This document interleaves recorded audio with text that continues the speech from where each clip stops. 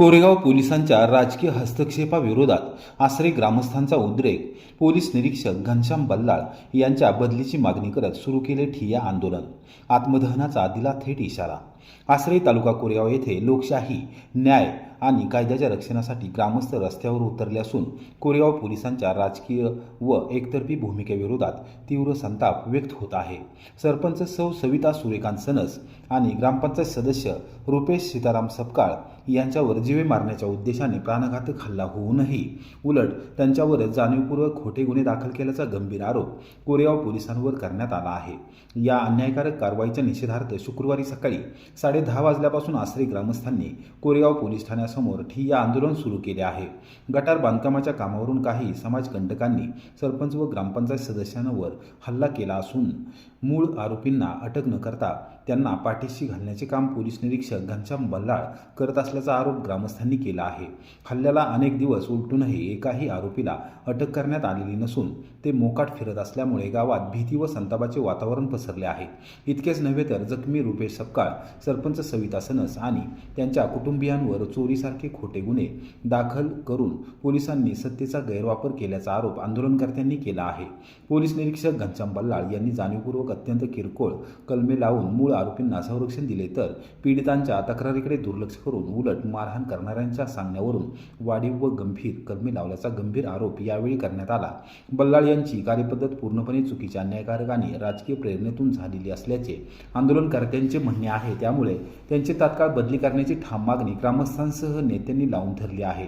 या आंदोलनास राष्ट्रवादी काँग्रेस शरदचंद्र पवार पक्षाचे युवा नेते साहिल शशिकांत शिंदे, पंचायत समितीचे माजी सभापती राजाभाऊ जगदाळे, किसनवीर सहकारी साखर कारखान्याचे माजी संचालक अरुण माने, पंचायत समितीच्या माजी सदस्या प्रतिभाताई बर्गे, ज्येष्ठ नागरिक रामचंद्रबुवा सनस, उपसरपंच साहेबराव सनस, ग्रामपंचायत सदस्या कुंदा महामुनी व निशा सगरे, नगरसेवक प्रीतम बर्गे, गणेश धनावडे आदी मान्यवरांनी प्रत्यक्ष भेट देऊन पाठिंबा दर्शवला.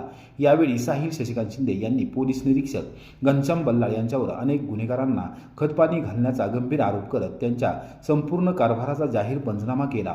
त्यांच्या कार्यपद्धतीमुळे संपूर्ण तालुक्यात संतापाची लाट उसळल्याचे त्यांनी ठणकावून सांगितले. दरम्यान सहाय्यक पोलीस निरीक्षक प्रशांत फुले यांनी आंदोलकांकडून निवेदन स्वीकारून कायदेशीर प्रक्रियेबाबत माहिती दिली. मात्र या खुलाशाने आंदोलनकर्त्यांचे समाधान न झाल्याने ठिय्या आंदोलन सुरूच ठेवण्यात आले आहे. आज पोलिसांनी ठोस व निष्पक्ष कारवाई केली नाही तर आत्मदहनाशिवाय आमच्याकडे पर्याय राहणार नाही असा थेट आक्रमक इशारा आंदोलक, ग्रामस्थ व प्रमुख नेत्यांनी दिल्याने प्रशासनाची डोकेदुखी वाढली आहे. 8 दिवसापूर्वी आपल्या पक्षाचे कार्यकर्ते व आसरे गावचे सदस्य, ग्रामपंचायत सदस्य रुपेश सपकाळ व तिकडचे सरपंच, तिकडचे सर्व महिला सदस्य सुनीता सूर्यकांत सनस व त्यांच्या घरच्या 7 सदस्यांवर गुन्हे दाखल करण्यात आले. भांडणं जे सुरू झाली ते विकास कामाच्या पाहणीवर वरून काय वाद झाला आणि तिथं त्यांची काहीतरी वादावरून भांडणं झालं. समोरच्या पार्टीने आपल्या महिला सदस्यांवर आणि आपल्या रुपेश सपकाळ या सदस्यांवर वार केला. वार झाल्यानंतर रुपेश यांना हॉस्पिटलमध्ये ॲडमिट करण्यात आलं. त्यांची तक्रार घेताना किती अडचणी आल्या हे मला माहिती आहे. बल्लाळ साहेबांशी त्यावेळी पण मी किती संपर्क केला, तेव्हा किती पाठपुरावा केला ते मला माहिती आहे. म्हणजे अगदी त्याचा जबाब घ्यायला पण साहेब 2 दिवस गेले. त्याचा जबाब घेतल्यानंतर इथं त्याची फिर्याद दाखल करायची तर त्यांच्या विरोधात क्रॉस कंप्लेंट काय करायची याची तयारी जास्त पोलीस स्टेशनला बल्लाळ साहेबांची त्याच्यात आत्महत्या मला जास्त. जेव्हा गुन्हे दाखलसुद्धा झाले तेव्हा त्यांची कलमं कशी कमी करायची याबद्दल पण प्रक्रिया त्यांची मागच्या बाजूला झाली. ही सगळी घटना होत असताना आम्ही परवा SP साहेबांना भेटलो. त्यांच्या निदर्शनातही आम्ही हे गुन्हे किंवा ही इन्सिडेंट आम्ही त्यांच्या निदर्शनात आणून दिलं. त्यांनाही आम्ही विनंती केली की त्या रुपेश सपकाळावर खोटे गुन्हे दाखल करण्याचा प्रयत्न चालला आहे. त्यांनी आम्हाला आश्वासन दिलं की आम्ही त्याच्यात लक्ष घालू आणि काही खोटी कारवाई असेल तर येऊन होऊन देणार नाही. पण आजची परिस्थिती अशी आहे की ज्याच्यावर वार झाला तोच अजून हॉस्पिटलमध्ये ॲडमिट आहे. त्याच्यावरच गुन्हा दाखल केला गेला आहे आणि जे महिला सदस्य होते ज्यांच्यावर वार झाला आहे त्यांच्या सकट त्यांच्या घरचे 7 सदस्यांवर गुन्हे दाखल केले गेले आणि ज्यांनी वार केलेत ती आरोपी आजही मोकाट फिरत आहेत आणि उलट त्या घरच्यांवर त्या प्रेशर टाकतात की तुम्ही केस परत घ्या. म्हणजे हे कसल्या प्रकारचा कारभार या कोरेगाव पोलीस स्टेशनचा चालला आहे मला समजत नाही. आमचा पोलीस प्रशासनावर पूर्ण विश्वास आहे. म्हणजे अगदी ह्याच्या अगोदरही आम्ही कारभार केला आहे इथं. मला कोणीही सांगावं इथं आता इकडं बरेच नेते मंडळी आहेत सगळ्या मला वाटतं तिकडची ग्रामस्थ मंडळी आले. याच्या अगोदर कोरेगावमध्ये कधी ही परिस्थिती होती. मगाशी राजाभाऊंनी कुमट्याचा विषय सांगितला. त्या मुलाला तर 250 टाके पडलेत. अनेक त्या मुलाचे वार करून त्याचे रील बनवले गेलेत आणि ते रील आजही व्हायरल होत आहेत. तो रील बनवणारा आजही मोकाट फिरतोय. म्हणजे हा बीड पॅटर्न हा कोरेगावात सुरू झाला आहे का मला ही शंका आहे. आणि जे बीडमध्ये जे वाल्मिक कराड करत होते मग कोरेगावचे वाल्मिक कराड कोण आहेत ह्याचा पण खुलासा कोरेगाव पोलीस स्टेशनने करावा. ह्याचं मी आज सगळ्यांसमोर मी विनंती करतो. आमची 2च मागणी आहेत. एकतर जे रुपेश सपकाळचा जो विषय झाला आहे त्याच्यात काय खरी तपास करावा. यात काय खरी घटना झाली आहे. त्याच्यात जिथं मारहाण झाली त्यांनी मारहाण केली त्यांच्या घरात CCTV आहेत पण ते CCTV आजपर्यंत जप्त का केले नाही त्याचाही आम्हाला खुलासा द्यावा. आणि जे इतर आरोपी त्यांनी क्रॉस कंप्लेंटमध्ये माणसं घेतली आहेत त्या माणसांचाही प्रूफ ग्रामस्थांकडे आहे की ती माणसं तिथं नव्हती. ते त्यांच्या दुकानात बसल्याचे CCTV आहेत. इतर ते प्रूफ आहेत. त्याचीही दखल पोलीस स्टेशन घेत नसताना त्यांच्यावर अटक कशी करावी त्याच्यावर कारवाई पोलीस स्टेशनची चालली आहे. आमची 2च मागणी आहे की ह्याच्यात जो काही तपास व्हावा म्हणजे आमच्या पक्षाची चूक असेल तरी ती तुम्ही ट्रान्सपरंटली सांगावी किंवा त्यांची चूक असेल तर तरी त्यांच्यावर कारवाई करावी. तपास कुठलाही एकतर्फी तपास होऊ नये हीच आमची मागणी आहे. आणि हाच कारभार अगर असं चालला असेल तर आमची दुसरी मागणी असेल की बल्लाळ साहेबांची कोरेगाव पोलीस स्टेशनमधून बदली व्हावी. आज आम्ही नुसतं आमच्या ग्रामस्थांच्या आंदोलनाला पाठिंबा द्यायला समर्थ देणार आलो आहे. आज आमचे नेते राज्याचे प्रदेश अध्यक्ष आमदार शशिकांत शिंदे साहेबांना मुंबईला जावं लागलं त्यामुळे आज आम्ही त्यांच्या आंदोलनाला पाठिंबा द्यायला आलो आहे. पण आम्ही जाताना एक विनंती करून ते जाणार आहे. आज आम्हाला आमच्या आंदोलनाला काय ॲक्शन मिळाली नाही तर उद्या आमचे नेते इथं येतील आणि तुम्हाला माहिती आहे आमचे नेते येताना एकटं येत नाही. मग उद्याचं जे काय होईल उद्या काय होईल त्याला पूर्ण काय म्हणतात कारणीभूत किंवा जबाबदार ह्याकडचं शासन आणि कोरेगाव पोलीस स्टेशन राहील हे बोलून मी सांगतो. जय हिंद जय महाराष्ट्र. मध्ये बंदिस्त गटर योजनेचं काम सुरू असताना काही ग्रामस्थांनी त्या कामामध्ये अडथळा निर्माण केला. ही गोष्ट ग्रामसेवक असेल सरपंच आणि काही सदस्यांना समजल्यानंतर अडथळा कशामुळे निर्माण झाला हे पाहण्यासाठी सरपंच आणि सदस्य गेले तिथे. 2 जणच गेले. गेल्यानंतर परिस्थितीची पाहणी केली आणि ते कॉन्ट्रॅक्टर किंवा काम करणाऱ्या लोकांना सरपंचाने सूचना केल्या. कामासंबंधित सूचना केल्या. आसरे गावामध्ये एक महिला भगिनी सरपंच आहे. उपसरपंच एक ज्येष्ठ मान्यवर आहेत ज्यांनी प्रशासनामध्ये वयाच्या 58 वर्षापर्यंत प्रशासनामध्ये काम केलेलं आहे. हे ते उपसरपंच आहेत. अतिशय चांगले सदस्य आणि सगळी बॉडी सगळी चांगली आहे आणि काम चांगलं असताना फक्त राजकीय देशापोटी कामाला अडथळे निर्माण करण्याचं काम केलं. बंदिस्त गटर योजना ही झालीच पाहिजे हा वर्ण शासनाचा आदेश आहे आणि कामात अडथळा निर्माण होणं समझोता घालण्यासाठी सदस्य आणि सरपंच गेले. सदस्य ज्येष्ठ आहेत. जेंट्स सदस्य होते. रुपेश सपकाळ म्हणून सदस्य होते. त्याचा विषय बाजूला ठेवा. एक जबाबदारीच आहे त्यांची. परंतु सरपंच म्हणून महिला भगिनी आहेत त्या गेल्या. परंतु कामाला सहकार्य करायचं बाजूला राहिलं. परंतु त्या भगिनीला सरपंच भगिनीला मारहाण करण्याचं काम झालं.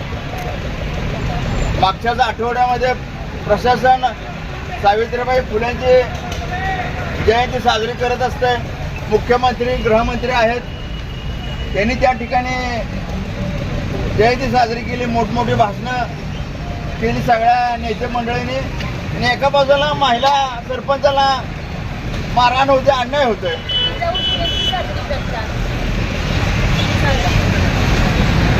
आता परवा जिजाऊ जयंती साजरी झाली, ती सगळ्या मोठ्या पुढाऱ्यांनी नेते मंडळींनी साजरी केली, प्रशासनाने साजरी केली. आणि जिजाऊ जयंती साजरी करायच्या वेळेलाच या ठिकाणी सरपंचावरती अन्याय होतोय, महिला भगिनीवरती अन्याय होतोय. आणि ज्या वेळेला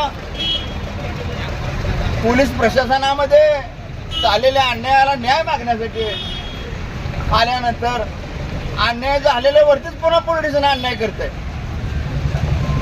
आता ताईने सांगितल्याप्रमाणे बऱ्याच वेळा तिथं आंदोलनं केली, निवेदनं दिलं की पोलीस प्रशासनानं कुठल्याही राजकीय दबावाला बळी न पडता, राजकीय पुढाऱ्यांचं, स्थानिक नेते मंडळीचं, सत्ताधाऱ्यांचं न ऐकता सामान्य जनतेसाठी आपण आहोत, सामान्य जनतेला न्याय देण्याचं काम आपण करावं. परंतु या ठिकाणी कोरेगाव तालुक्यामध्ये तसं नाही. आजपर्यंत बरेच केसेस झाल्या, आंदोलनं झाली, परंतु आंदोलनाचा कुठल्याही प्रकारचा अजूनही इफेक्ट काय झालेला नाही. अन्याय पोलिसांनी अन्याय करायचंच काम चालू ठेवलेलं आहे. परवाच आम्ही SP साहेबांना निवेदन दिलं, त्यांना भेटलो की साहेब अशा प्रकारचा कोरेगाव पोलीस स्टेशनवरती आमच्याच लोकांच्यावरती अन्याय केला जातो, पक्षपातीपणा केला जातो, तो कुठेतरी थांबला पाहिजे. SP साहेबांनी निवेदन घेतलं आणि आम्हाला आश्वस्त केलं आणि आम्ही तिथून निघून आलो. परंतु त्याच्यावरती काही फरक पडला नाही. ज्या सरपंचावरती मारहाण होती, अन्याय होतोय, पुन्हा त्याच सरपंचावरती गुन्हा दाखल केला जातो. म्हणजे पोलीस प्रशासन आहे किती पक्षपातीपणानं कामकाज करतं ह्याच्यावरून दिसून येते. आसराचा विषय बाजूला ठेवा, परंतु आजपर्यंत बऱ्याच प्रकरणामध्ये पोलिसांनी पक्षपातीपणा केला. आम्हाला फक्त पोलीस प्रशासनाकडून कुठल्याही प्रकारचा पक्षपाती झाला नाही पाहिजे, पक्षपातीपणा झाला नाही पाहिजे. अन्याय झालेल्यावरती मग कुठल्या पार्टीचा असेल, कुठला सामान्य असू द्या, मोठा असू द्या, अन्याय झालेला त्याला न्याय मिळालाच पाहिजे. मागच्याच 1 महिन्यात, 6 महिन्यापूर्वी आमच्या एका तरुण मुलावरती वार झाले, खुनी हल्ला झाला. अजूनही 2 आरोपी मोकाट आहेत. माहितीसाठी सांगतो पत्रकारांना, त्या युवकांच्या अंगावरती इतक्या जखमा आहेत, 230 टाके पडले, 235 टाके त्याच्या अंगावरती आहेत, इतकं मारलं त्याला. आरोपी मोकाट. ज्या वेळेला आवाज उठवला तेव्हा 4 आरोपींना अटक केली, अजून 2 आरोपी मोकाट आहेत. त्या दिवशी SP साहेबांच्या ही गोष्ट निदर्शनास आणून दिली. SP साहेबांनी सांगितलं, सूचना केलं, इथं त्यांनी जर नाही केलं तर मी LCPची टीम पाठवतो आणि त्या आरोपांना शोधून काढतो. आता शोधून काढलं का नाही अजून त्याची माहिती मी घेतली नाही. म्हणजे महिना आरोपी खुनी हल्ला झालेला आरोपी सुद्धा महिना मोकाट उघड माहिती फिरतात. आमचं काय होत नाही, आम्हाला कोण अटक करू शकत नाही, आमची कोण वाकडे करू शकत नाही, असे मस्तीत फिरतात. म्हणजे पोलीस यंत्रणा कशासाठी आहे? आम्हाला राजकीय कुणावरती आरोप करायचा नाही, आमचा आरोप आहे पोलीस यंत्रणेवरती. पोलीस यंत्रणेनं आजपर्यंत बऱ्याचशा सत्ताधारी पार्टीचा ऐकून विरोधकांवरती अन्याय केला, तो अन्याय झाला नाही पाहिजे. काल निवेदन दिलं आसरे ग्रामस्थांनी, ज्या ग्रामस्थांच्या त्या निवेदनावरती सह्या आहेत त्याच ग्रामस्थांना नोटिसा. न्याय मागायचा का नाही? न्याय मागणाऱ्याला तुम्ही अन्याय करणार, अटक करणार, हे कुठेतरी थांबलं पाहिजे. लोकशाही आहे, लोकशाही वाचवली पाहिजे.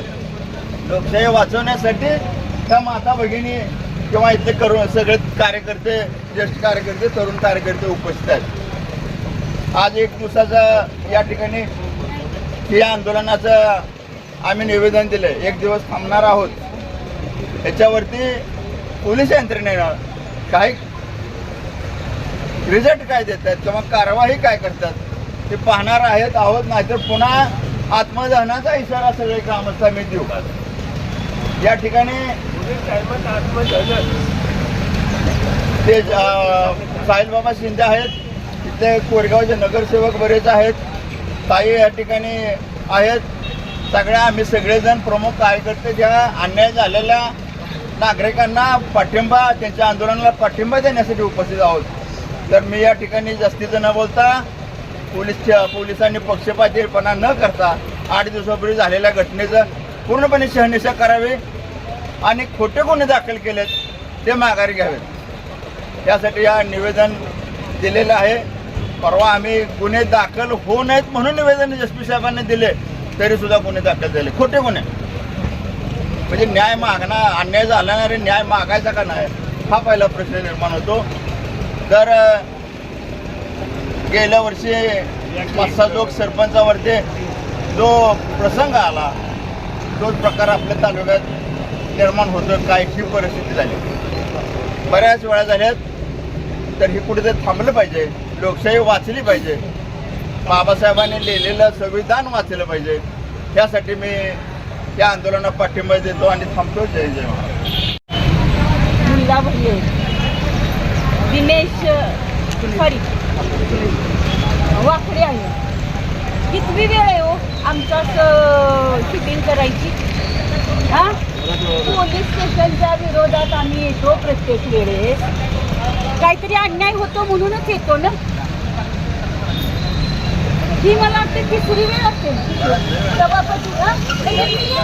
तिसरी वेळ आहे. आणि काही नका, तुम्ही जी विनंती करताय ना पन्नास साहेबांना बाहेर बोलवा आणि त्यांनी हे करा, ते ठेवण्यासाठी त्या कृतीत बसलेले नाही, ते अन्याय करण्यासाठीच बसलेले असं मला वाटतं. कारण का मध्ये सुद्धा ज्यावेळेस तक्रार केली, साहेब आले होते स्वतः त्या आंदोलनाला, SP साहेबांना फोन केला की इथं आमच्या कार्यकर्त्यांवर एवढा अन्याय होते, त्यांच्यावर अत्याचार होते, त्याची कुठेतरी नोंद घ्यावी. पण इथं कुणाला जाणीवच नाही होती. मूर्ख म्हणून आम्ही इथं येतो का न्याय मागायला? हा, तुम्हीच फक्त मूर्खच आहोत ना. आपण किंदा इथं येऊन बसायचं, धरणं करायचं, कशासाठी करायचं आम्ही? आता महिलांवर सुद्धा अत्याचार व्हायला लागले, म्हणजे महिलांनी कोणतं पदाधिकारी देखील व्हायचं नाही का?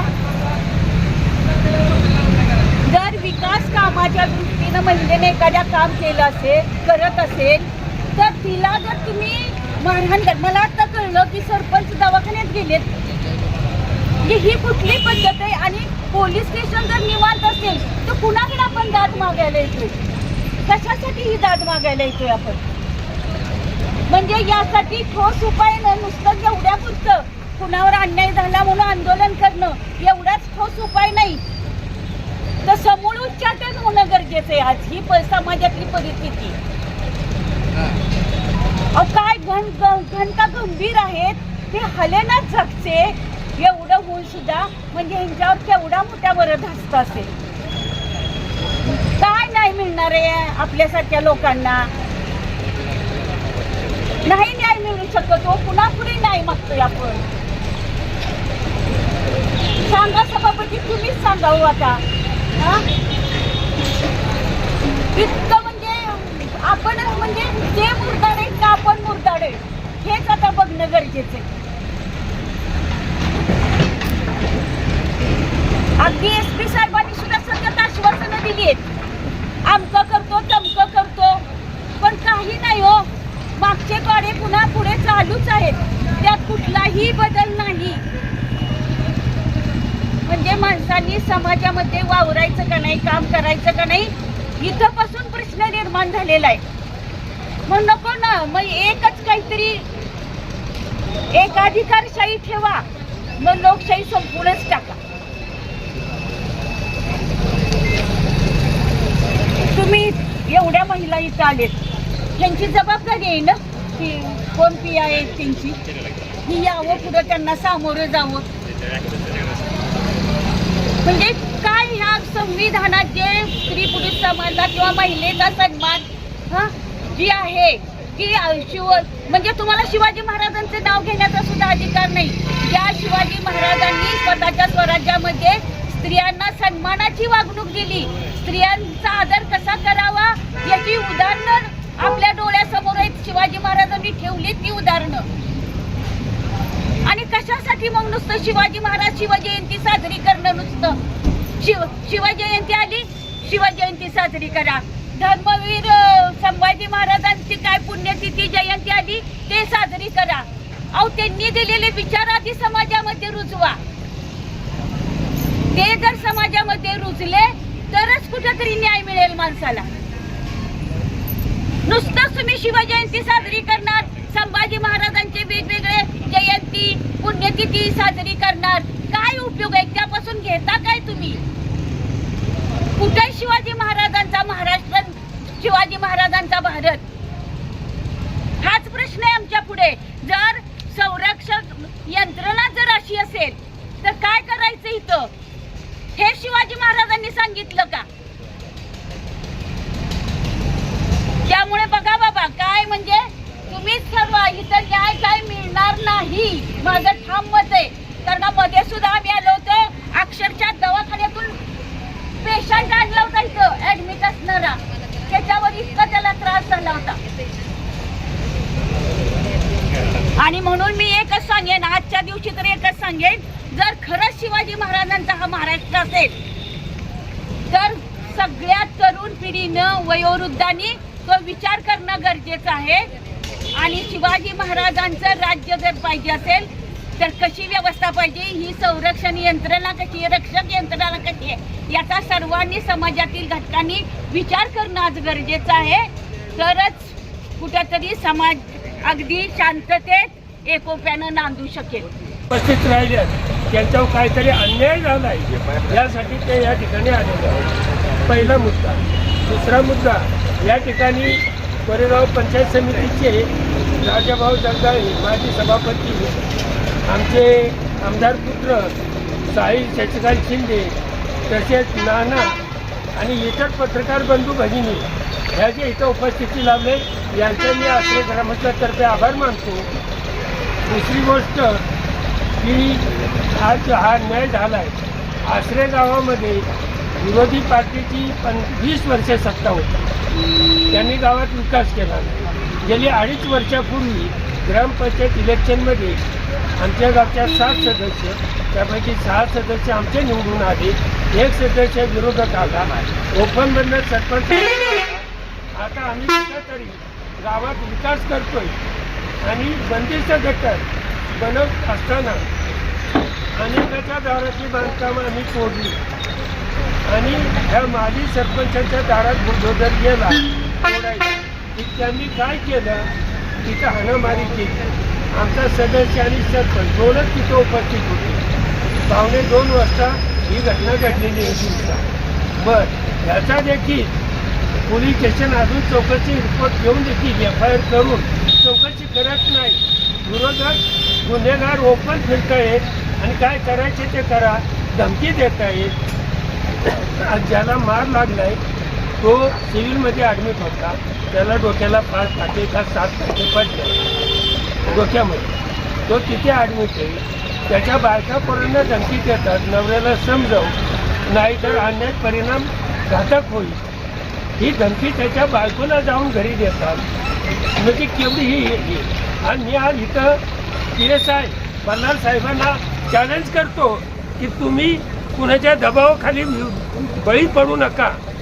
पोलीस हे आमचे मालक नाहीत, पोलीस आमचे मालक नाहीत, ते आमचे सेवक आहेत. जर हा गुन्हा घडला, त्या घरचा CCTV तिथे कॅमेरा आहे. आज 7 दिवस झाले, तुम्ही कॅमेरा का जप्त करत नाही? CCTVत घडलेली घटना रेकॉर्ड आहे आणि ती घटना तुम्ही आजपर्यंत CCTV ताब्यात घेत नाही पोलीस स्टेशन. त्याच्या मागं तुम्ही कुणाच्या दबावाला बळी पडता? हे माझा बल्लाळ साहेबांना PSIला सवाल आहे. त्यांनी याची, पोलीस आमचे सेवेसाठी आहेत, त्यांनी कुणाच्या दबावाला बळी पडू नये. आज ह्यांचं राजकारण जे आहे, हे माझी सरपंच 20 वर्ष सत्ता केली, गावामध्ये एकही काम केलं त्यांनी जाहीर मिटिंग लावून चॅलेंज करून आम्हाला बोलवावं की आम्ही हे नियोजन केलं, हे काम केलं, हे काम केलं. 4 कामं दाखवून द्या त्यांनी. नाही तर आम्ही आता 2.5 वर्ष सत्तेत आलोय. आम्ही केलेली कामं आम्ही त्यांना दाखवतो, समोरासमोर बसून त्यांना कामं दाखवतो. आज ह्याच सरपंचाच्या वडिलांनी पुनर्वसन झालं तेव्हा आई आणि मुलगा 2च माणसं होती. आईच्या नावे 9 एकर जमीन, मुलाच्या नावे 5 एकर जमीन खरेदी केली, 3 प्लॉट घेतले. आज आम्ही ही केस इथं लावली, सातारला जिल्हाधिकाऱ्याकडे लावली, शेवटी पुणे आयुक्तालयाकडे गेलो. त्यांचा मुलगा वकील आहे, किरण वकील नाव सांगतो. वकील असताना कोर्टात केस लढायला बाहेरचा वकील 1.5 लाखाचा दिला, पण स्वतः मुलगा वकील करू शकला नाही आणि आम्ही वकील दिला नाही. आम्ही रुपेश सपकाळ आणि आमचा एक कार्यकर्ता अनिल सनद दोघांनी राज ठाकरेवानी लाव रे तो व्हिडिओ, त्याप्रमाणे रुपेशने म्हणे ते दाखवले तो कागद, अनिलनं कागद दाखवायचे. पुणे आयुक्तालयानं त्यांची 2 एकर 5 गुंठ जमीन तुमच्या फाट्यावरची जप्त केली. एक तुमच्या फाट्यावरचा प्लॉट जप्त केला, नोटीस दिलं, त्यांनी आता वर तक्रार केली, म्हणजे कोर्टात केस चालू केली. पुढं आणखी म्हणजे हा भ्रष्टाचार. बरं, आज या ठिकाणी मला एवढंच सांगायचं आहे की गावातल्या लोकांवर जर अन्याय होत असेल, सत्ताधारी पक्ष आम्ही गटार करत होतो, आज डेंग्यू मच्छर डास बंदिस्त गटार बनवतो, हे आमचा गुन्हा आहे का? PSIनं सांगावं आमचा गुन्हा आहे का? तुम्ही जे आमच्या माणसांना त्रास देत आहे आणि त्यांना मोकळे सोडले, ते कशाच्या आधारावर मोकळे सोडले? त्याच खुलेआम घरी येऊन धमकी देतात त्या रुपयाच्या बायकोला की तुझ्या नवऱ्याला समजव, केस मागं घ्यायला लाव. म्हणजे हे सरासर अन्याय होतोय. हा अन्याय किती दिवस आम्ही सहन करायचा? आज ही बायका मंडळी, ही पुरुष मंडळी, गरीब प्रत्येकाला कामधंदा असतो, कामधंदा सोडून इथे येऊन बसले कशासाठी? की आपल्याला झालेल्या अन्यायाचं निवारण कुठेतरी ह्या पोलीस स्टेशनने करावं. आम्ही निवेदन दिले. PSI बळाल साहेब, त्यांना विचारा काय करतायत ते, का अजून तिथला CCTV ताब्यात घेत नाही, का हे लोक मोकळे सोडले, या लोकांना का अटक करत नाहीत? माझं खास म्हणणं आहे की PSIनं कुणाच्याही दबावाला बळी पडू नये. तुम्ही जनतेचे सेवक आहात, आमचे मालक नाही. तुम्ही आमचे सेवक आहात, आमच्या सेवेसाठी ठेवलंय. आमच्यावर अन्याय झालेला निवारण करणं तुमचं काम आहे. तुम्ही का अजून ती मोकाट सोडल्या की ज्यांनी मारहाण केली, आणि CCTV तो का बंद करत नाही, ताब्यात घेतला नाही? 8 दिवस झाले या घटनेला. ही CCTV कुठं गायब करते? उद्या कॅन्सल केली तर तुम्ही काय करणार? आम्हाला आरोपी करणार का?